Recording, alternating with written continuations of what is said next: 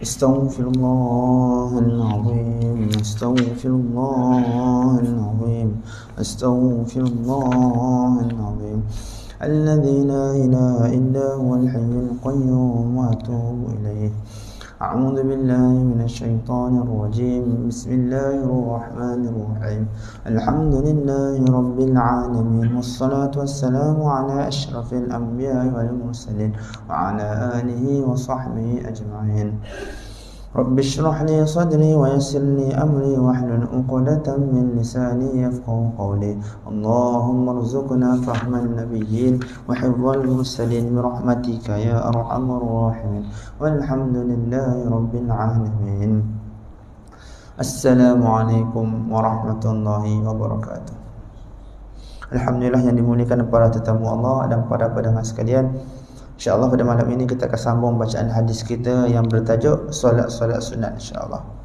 Anil Hasan radhiyallahu anhu qala Rasulullah sallallahu alaihi wasallam ma adhnama 'abdun dhanban thumma tawadda'a fa ahsana al-wudu' thumma kharaja ila baraz min al-ard fa shalla fihi rak'atain wa astaghfara Allah min dhalika adh-dhanbi illa ghafara Allah lahu. Bayhaqi. Hadrat Hasan rahimahullah alaihi berkata bahawa Rasulullah sallallahu alaihi wasallam bersabda, apabila mana-mana hamba Allah Subhanahu wa taala yang melakukan apa-apa dosa lalu dia berwuduk dengan sempurna, yakni dengan memelihara rukun, sunat-sunat wuduk dan adab ketika berwuduk serta mengelakkan daripada perkara-perkara yang makruh terutama pembaziran air. Saya ulang, apabila mana-mana hamba Allah Subhanahu wa taala yang melakukan apa-apa dosa lalu dia berwuduk dengan sempurna dan keluar ke kawasan lapang dan menunaikan solat 2 rakaat dan dia memohon ampun daripada Allah Subhanahu wa taala terhadap dosa tersebut, maka pasti Allah Subhanahu wa taala akan mengampuni dosanya itu. Hadis Bayhaqi. Diulangi. Hadrat Hasan radhiyallahu anhu berkata bahawa Rasulullah sallallahu alaihi wasallam bersabda, apabila mana-mana hamba Allah Subhanahu wa taala yang melakukan apa-apa dosa lalu dia berwuduk dengan sempurna dan keluar ke kawasan lapang dan menunaikan solat 2 rakaat dan dia memohon ampun daripada Allah Subhanahu wa taala terhadap dosa tersebut, maka pasti Allah Subhanahu wa taala akan mengampuni dosanya itu. Hadis Bayhaqi. Hadis kedua, insyaAllah, Sayyidina Jabir bin Abdullah radhiyallahu anhu meriwayatkan bahawa Rasulullah sallallahu alaihi wasallam begitu mengambil berat untuk mengajar kami solat istikharah, sebagaimana baginda sallallahu alaihi wasallam mengambil berat mengajar kami surah daripada Al-Quran.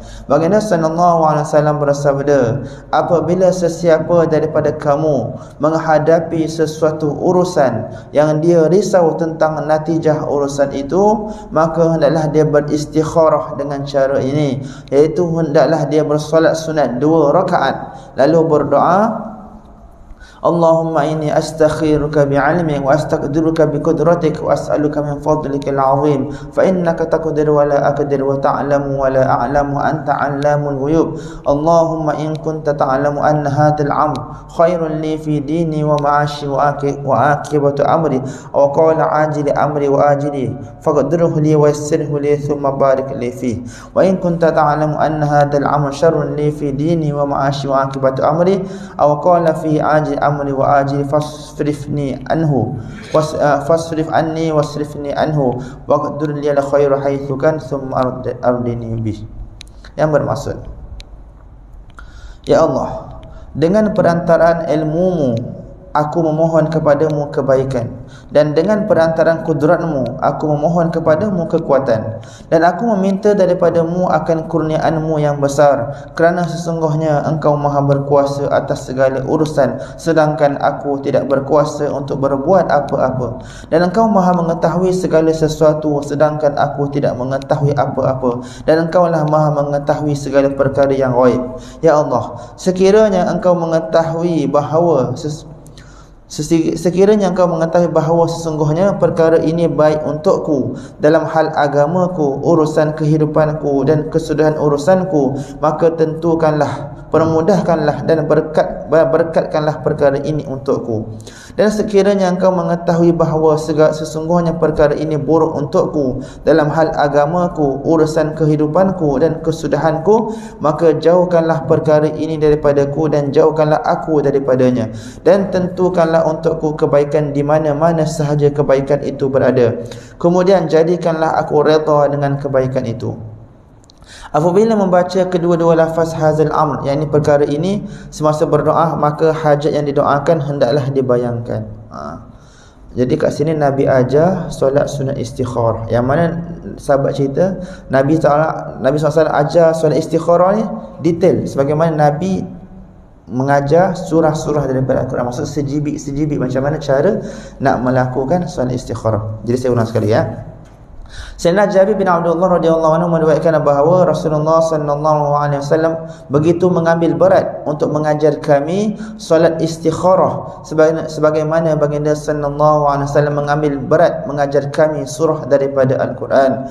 Baginda sallallahu alaihi wasallam bersabda, apabila sesiapa sahaja daripada kamu menghadapi sesuatu urusan yang dia risau tentang natijah urusan itu, maka hendaklah dia beristikharah dengan cara ini, iaitu hendaklah dia bersolat 2 rakaat lalu berdoa yang bermaksud, ya Allah, dengan perantaraan ilmumu aku memohon kepadamu kebaikan, dan dengan perantaraan kudratmu aku memohon kepadamu kekuatan, dan aku meminta daripadamu akan kurniaanmu yang besar, kerana sesungguhnya engkau maha berkuasa atas segala sesuatu, sedangkan aku tidak berkuasa untuk berbuat apa-apa.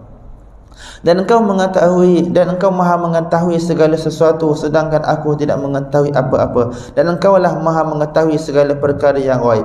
Ya Allah, sekiranya engkau mengetahui bahawa sesungguhnya perkara ini, ditambah bila kita sebut perkara ini, kita doa apa hajat yang kita nak. Contoh, bila kita sebut perkara ini, ya Allah, pilihlah untuk aku jodoh yang terbaik, contohnya.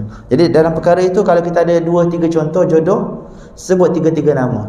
Ataupun tak semesti jodoh, contohnya kita nak pekerjaan, kita nak pilih pekerjaan, ataupun bagi budak-budak yang kita pilih nak ambil yang kos yang mana, bidang yang mana. Jadi bila kita sebut sesungguhnya perkara ini, sebutkan kos apa yang tadi yang kita nak pilih itu. Lepas tu kita pilih sama balik. Contohnya, sesungguhnya perkara ini, niatkan. Lepas tu, baik untukku dalam hal agamaku, urusan kehidupanku dan kesudahan urusanku, maka tentukanlah, permudahkanlah dan berkatkanlah perkara ini untukku. Dan sekiranya engkau mengetahui bahawa sesungguhnya perkara ini, bila sebut perkara ini, sebut balik apa yang kita niatkan tadi itu, contoh-contoh dan sebagainya. Lepas tu kita sambung balik contohnya. Dan sekiranya mengetahui bahawa sesungguhnya perkara ini, niat tadi, buruk untukku dalam hal agamaku, urusan kehidupanku dan kesudahanku, maka jauhkanlah perkara ini daripadaku, dan jauhkanlah aku daripadanya. Dan tentukanlah untukku kebaikan di mana-mana sahaja kebaikan ini berada. Kemudian jadikanlah aku redha dengan kebaikan itu. Jadi Nabi ajar kita solat istikharah. Jadi ada yang faham bila istikharah ni keputusannya dalam mimpi saja. Dia tak semesti dalam mimpi. Contoh kita nak cari jodohan, kita dah niatkan apa yang kita doakan tadi, dia tak semesti mimpi. Tiba-tiba, tapi benda ni kita bukan buat sekali dah cukup. Contoh kalau kita serius nak cari jodoh, setiap hari kita niat istikharah, niat benda yang sama.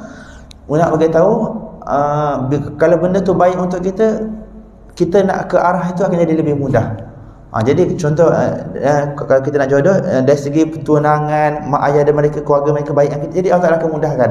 Kalau benda tu tak baik untuk kita nak ke arah tu, jadi sulit, banyak urusan, banyak dugaan dan sebagainya. Jadi ataupun kalau kita tak tahu mana yang baik, kita contoh, kita dah tahu esok kita nak pergi kerja, ada urusan dekat situ. Dia tak semesti ada 2 pilihan, 1 pilihan pun tak apa. Bila kita nak niat, esok kita nak pergi sana, kita dah tahu. Jadi pagi tu, malam ni kita dah solat istikharah. Kalau benda tu baik untuk kita, Allah Ta'ala akan mudahkan urusan kita pada hari itu.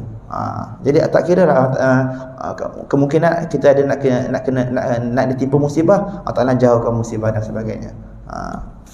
Jadi apa sahaja, contoh bila kita dah istikharah kan, apa sahaja benda yang berlaku akan datang, itu adalah pilihan yang itu adalah yang terbaik yang Allah Taala bagi untuk kita. Jadi tak semesti kita nak kena tunggu mimpi ke, nak kena tunggu apa ke, tak semesti.